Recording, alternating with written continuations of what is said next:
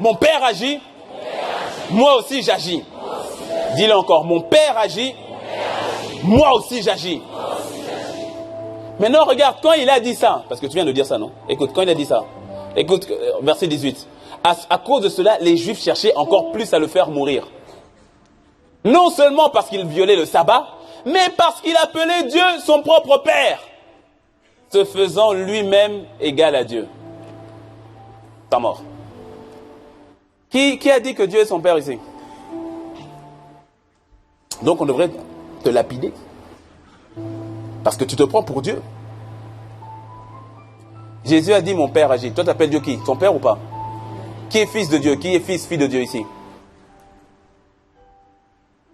Il dit mon Père agit et moi aussi j'agis. Automatiquement les Juifs ont compris. À l'époque ils ont compris la gravité de ces mots-là. Je dis, mais si tu dis que Dieu est ton Père, ça veut dire que tu sors de lui. Donc tu es de sa nature.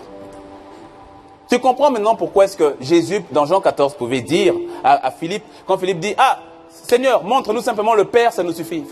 Jésus le regarde et dit, oh, mais dis donc, tu ne me connais pas encore. Qui m'a vu, a vu le Père.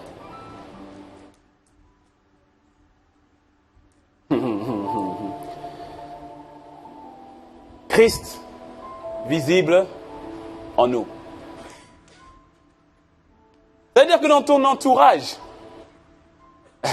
familial, universitaire, professionnel, les amis, les gens, comment est-ce que les gens vont voir Christ? Par ce que tu es, par ce que tu fais. Dis-moi un bon amen. Rappelle-toi ce qu'on a dit. La transformation vient de la mise en application de la révélation que tu as reçue. Raison pour laquelle, lorsque tu t'imprègnes de la parole, tu t'imprègnes de qui tu es en Christ, tu t'imprègnes de ce que Dieu dit de toi, tu as l'obligation, je dis bien, hein, tu as l'obligation de mettre cela en pratique. Sinon, tu ne fais que t'enfler de manière orgueilleuse.